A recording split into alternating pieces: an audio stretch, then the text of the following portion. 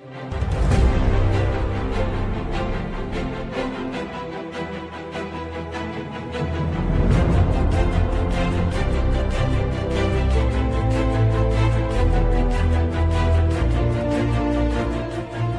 tonight's headlines, San Ignacio Santa Elena Town Council unveils development plans for the twin towns, Ministry of Health discusses measles and vaccinations, and we hear more about the trade license reform.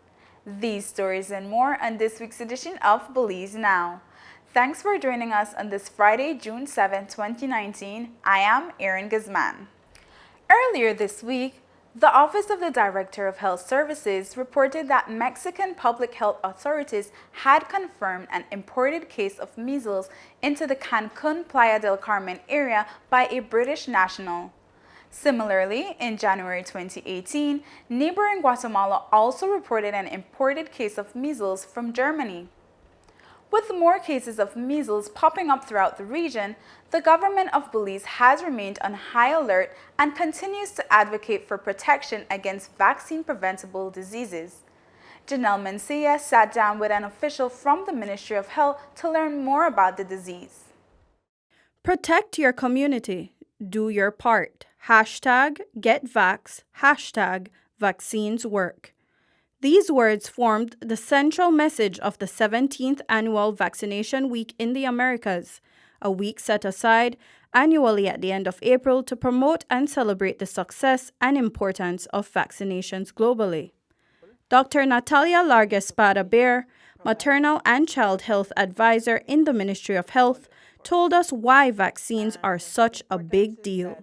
The vaccine is just a small, tiny part of a bacteria or a virus, but enough to kick off the immune system, and it allows the child or the adult to build up the antibodies, so when they come in contact with the real virus or the bacteria, they have the capacity to fight off the infection.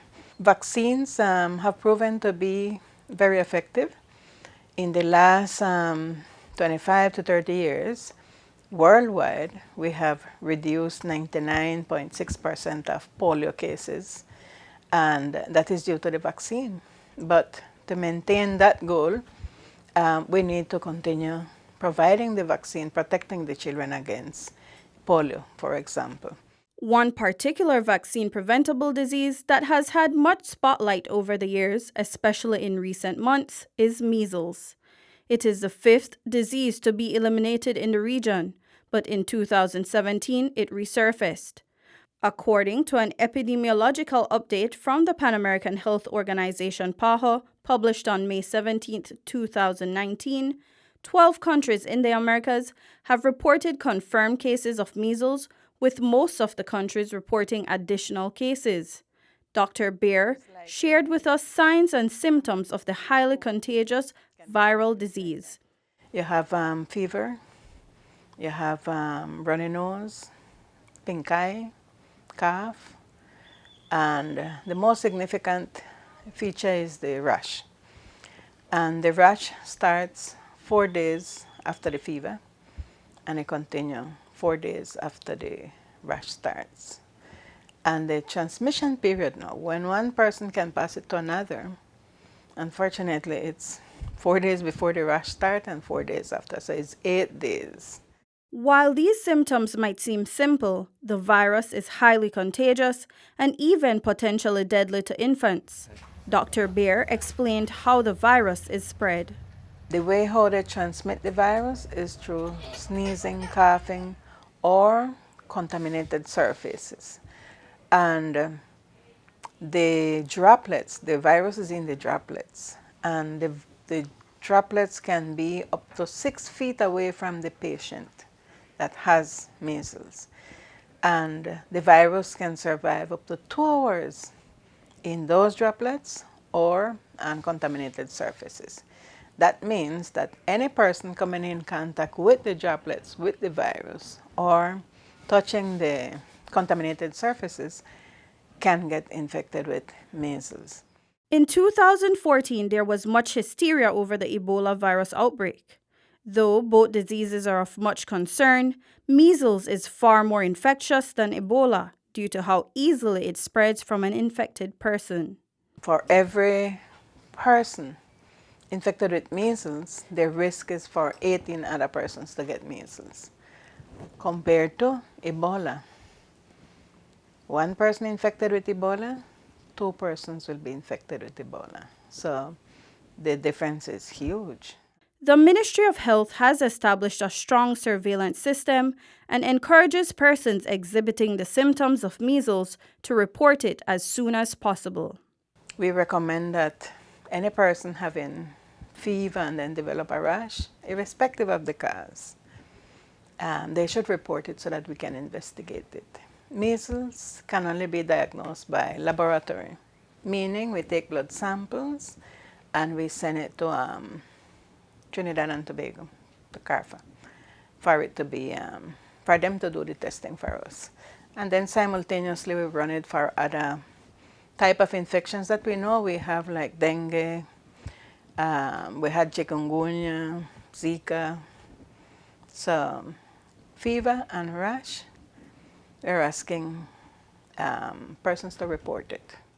Yearly, the government of Belize, through the Ministry of Health, procures the measles, mumps, and rubella MMR vaccine, which was introduced in the late 90s. The vaccine is cheap and readily available at both public and private clinics.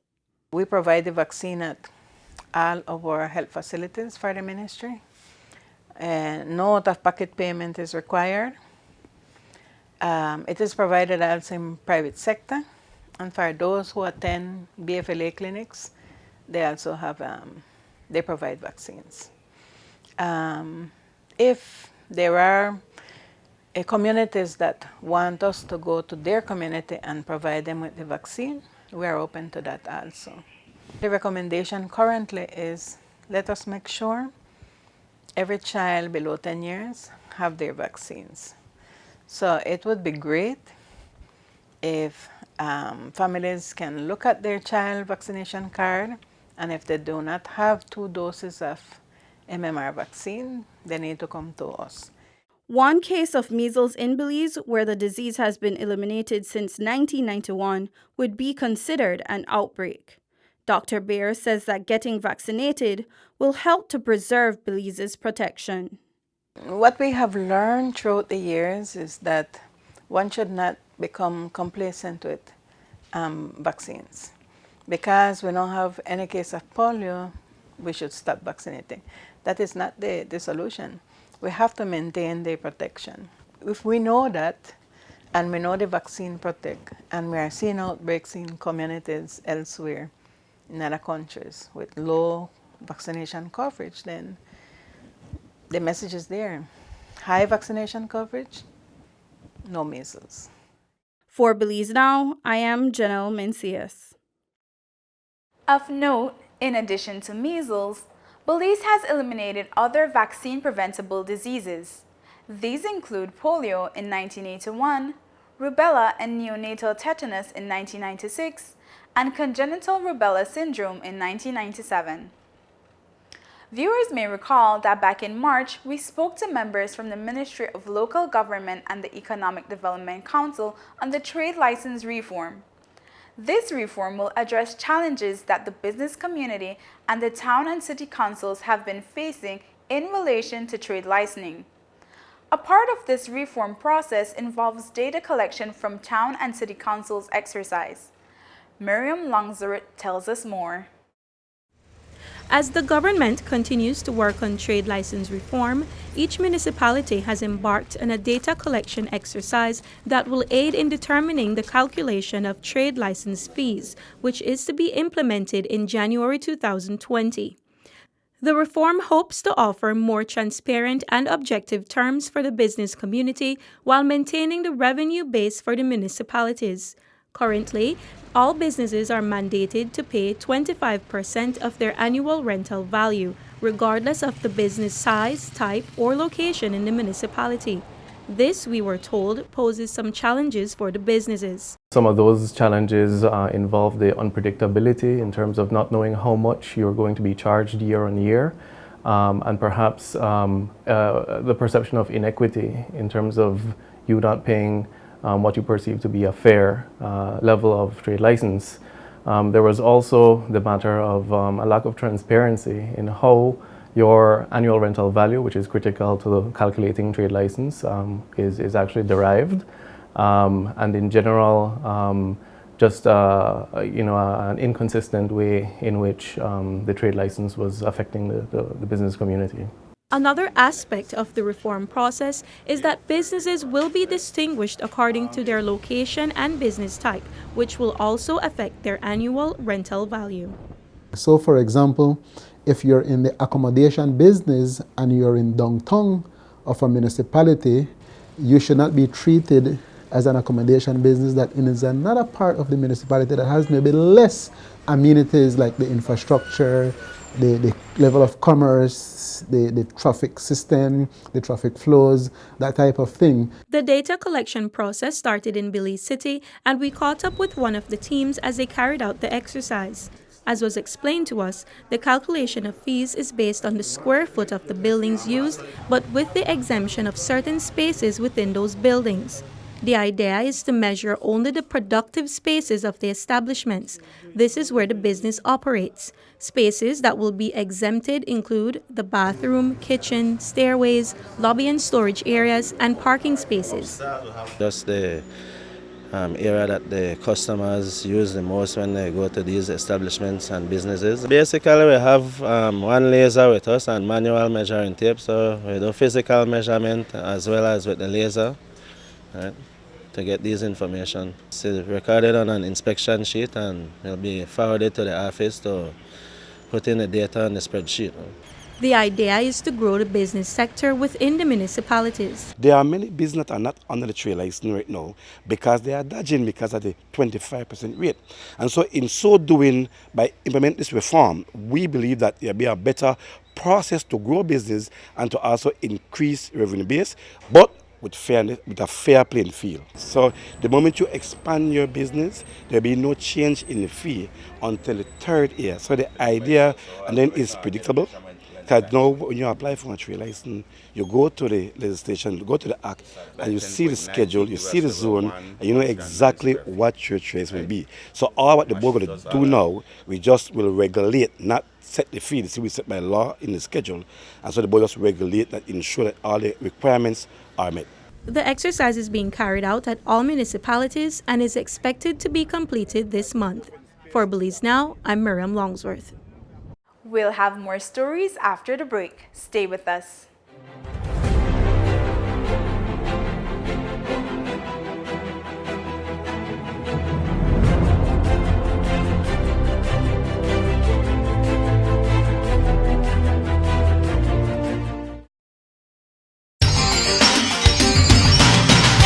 Belizeans, we are in the hurricane season. Be prepared. Make sure you have an emergency family plan to weather a storm or to evacuate if you live in a weak structure or low-lying area susceptible to flooding or storm surge. Know which shelter you would go and how exactly you would get there.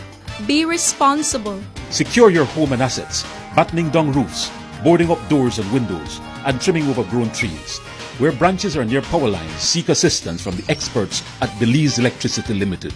Be informed. Monitor and adhere only to official updates and advisories from NEMO and the Belize Met Service. Be wise. Do not be led by rumors from unauthorized sources on social media or elsewhere. Be organized. If you and your family must evacuate to a shelter, pack enough food and water to last a minimum of 3 days. Be considerate. Do not carry excessive luggage or items to a shelter that could occupy unnecessary space or inconvenience others. Be decisive.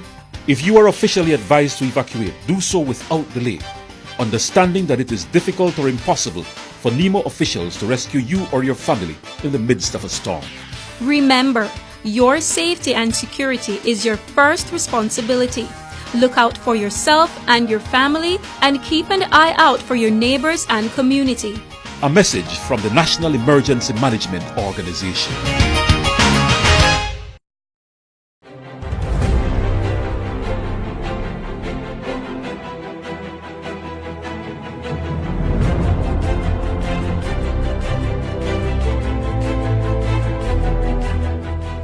The San Ignacio Santa Elena Town Council has big plans for its municipalities, and earlier this week, we traveled to the west where plans were unveiled to stakeholders at the Mayor's Economic Development Forum. Here's more. June 3, 2019 marked the launch of an exciting initiative for the San Ignacio Santa Elena Town Council as the team showcased its plans for economic development initiatives in the Twin Towns. We arrived at the conference room of the Town Council, where a packed room of stakeholders from the private and public sectors awaited Mayor Earl Trapp's presentation. The mayor spoke to us about the gathering. As I mentioned in the meeting, the council or the government does not have money to invest and develop the entirety of the town. So we have reached at a stage or at a point where we need to include the private sector. So some of our projects,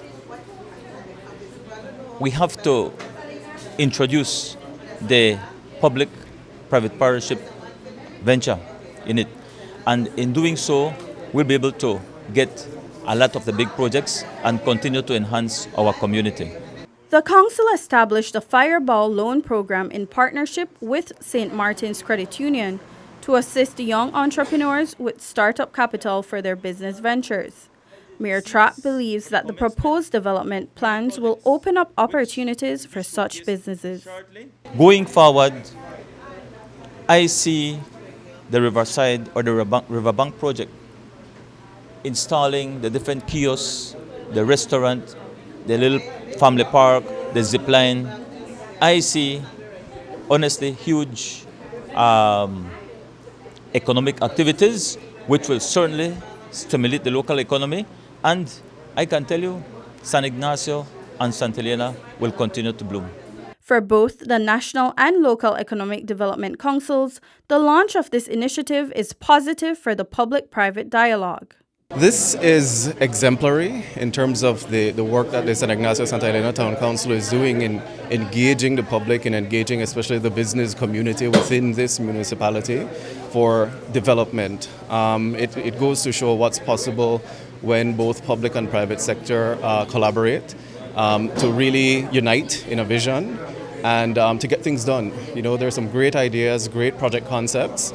The Town Council is making it happen in small steps, but once we engage with the community and the private sector to really buy into the ideas and leverage resources and technical expertise, it's what we'll take to make it happen.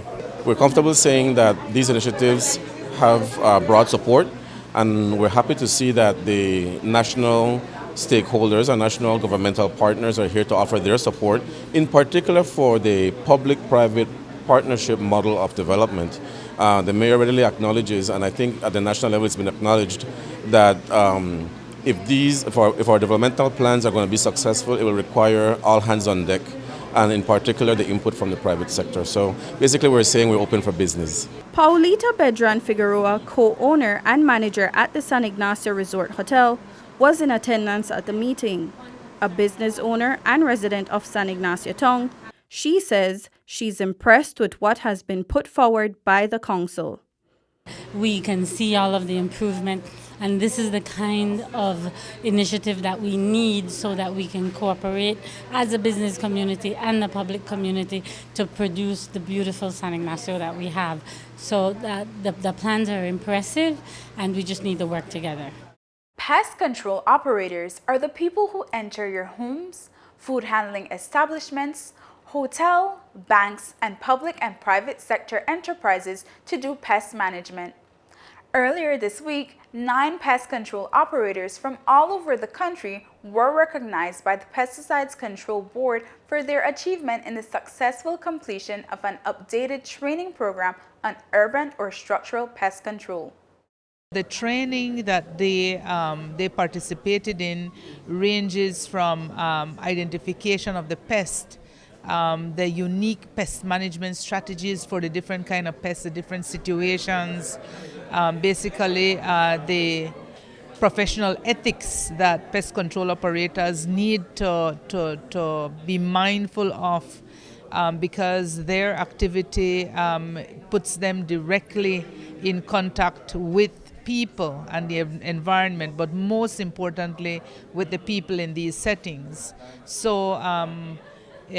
pest management in urban settings is a very specialized industry that requires a lot of knowledge and professional ethics.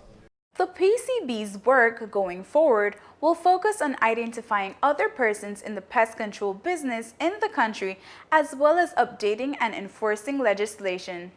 So, for example, do these people have trade licenses? What are the requirements for getting a trade license? Do restaurants have to have a pest management program? Who should they be calling to come and manage a pest in a hotel, in a restaurant, in a bank, etc.? Do you just get anybody off the street? Or so there's still a lot of work to be done in terms of the gaps in the legislation. Pest control operators certified by the Pesticides Control Board are subject to regulatory monitoring of compliance with best practices in pest and pesticide management, such as the use of approved pesticides. The pesticides that they use should not be pesticides that are approved for agricultural use. They should be specialized products for this particular industry. And that is one of the big problems we have, the use of agricultural pesticides in non-agricultural settings. Persons interested in establishing a pest control program or simply in need of assistance in the management of specific structural pests are urged to seek professional service from duly certified pest control operators. Stay tuned for more stories after the break.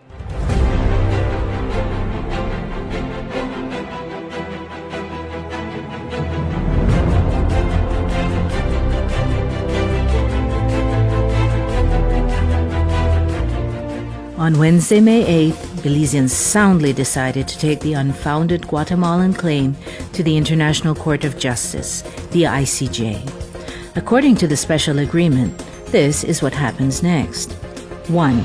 By June 8, 2019, the government of Belize will submit the 2008 special agreement to the ICJ. Guatemala has already done so since their referendum was held in 2018. This will give the ICJ official authority to hear the dispute and to deliver a final binding result. The ICJ will then prepare a notice of when the trial will commence. 2. Next, Guatemala will have up to 1 year, that's 12 months, to submit their case to the ICJ. 3. Belize will then have up to 1 year, that's 12 months, to respond to Guatemala's submission. 4. From there, Guatemala will be given up to 6 months to reply to our arguments, and 5. Belize will then have up to 6 months thereafter to reply to Guatemala's response. 6. After the period of written arguments ends, the ICJ may allow additional pleadings, including oral arguments, and would set deadlines for those. 7. Once the timeline for arguments has ended, the ICJ will deliberate and make a ruling in accordance with the instructions and authorities granted to them by Belize and Guatemala, as per the 2008 special agreement. 8. After the ICJ's ruling is delivered, Belize and Guatemala will have 3 months to establish a joint commission to physically demarcate the boundaries between the two countries in accordance with the ICJ's ruling. The entire process will take no less than 4 years and can be as many as 6 years. This ICJ process will bring a final end to this long-standing Belize-Guatemala dispute. Belize and Guatemala will be able to put old divisions and antagonisms behind us and ensure that peace, development, and cooperation prevail.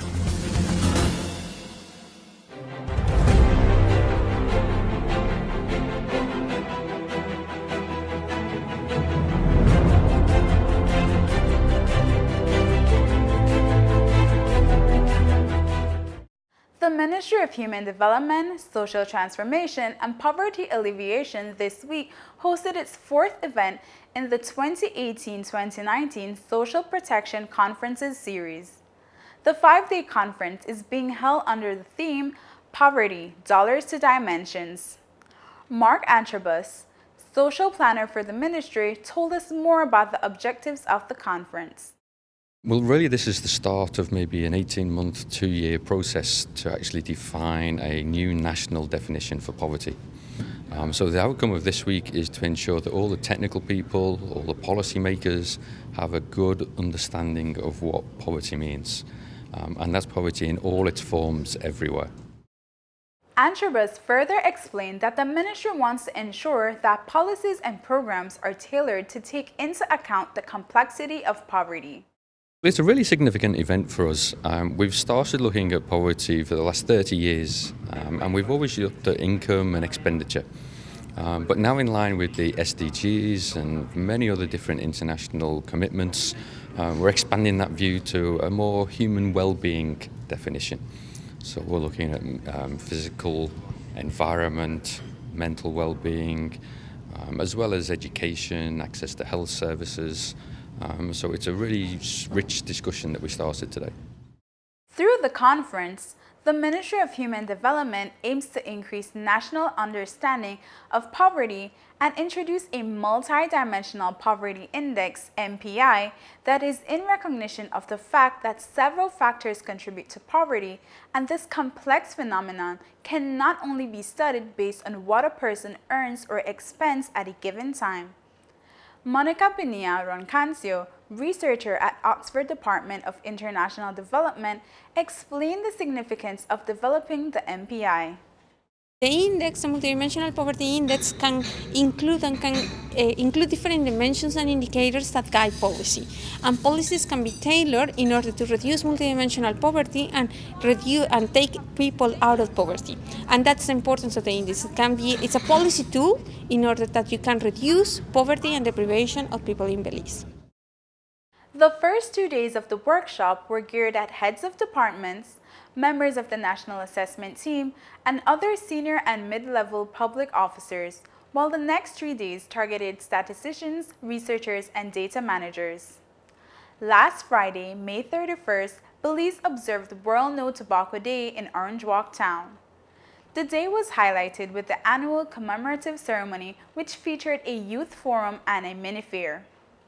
Esner Veos, director of the National Drug Abuse Control Council, NDOC, spoke to us about the annual event, which promoted the slogan, "Don't let tobacco take your breath away." During the month of May, we at the National Drug Abuse Control Council would take it so that we would be able to focus on tobacco and everything that has to do with tobacco and disseminate the information that is required by our young people, by the general population in matters relating to tobacco. And May 31st, which is World No Tobacco Day, and it is celebrated across the world, is the day that we at the National Drug Abuse Control Council culminate a whole month of activities. This year's theme focused on tobacco and lung health, reiterating the negative effects of tobacco on lung health while promoting the vital role of the lungs in our health and well-being. It's very important that the message that we're sending out there today is that apart from making sure that we have the population aware that tobacco consumption is detrimental in one way or the other, that we will also advocate to make sure that we can reduce the consumption of tobacco, we can protect individuals that are not consumers of tobacco through secondhand smoking, and so that we would be creating an environment that would promote the good health and the well-being of our people. Speaking at the event, Minister of Health Honorable Pablo Marin acknowledged that Belize is behind but remains progressive in its steps to combat the effects of tobacco use. One such major step is the completion of the National Tobacco Bill, which has undergone its final review. The bill will look at the creation of a National Tobacco Control Committee, a specific protection for exposure to secondhand smoking, the regulation for advertising, promotion and sponsorship of tobacco-related products, as well as addressing issues in terms of packaging and label. We further anticipate that we will better be able to regulate tobacco product sales and enact policies that can only protect the overall well-being of our citizens. Once enacted, the bill will pave the way for Belize's compliance with the Framework Convention on Tobacco Control. And that's it for this edition of Belize Now. If you want to provide feedback or send in your comments, please feel free to email us at info@pressoffice.gov.bz or visit our Facebook page and let us know what you think. We look forward to hearing from you. From all of us here, have a great week. Until next time.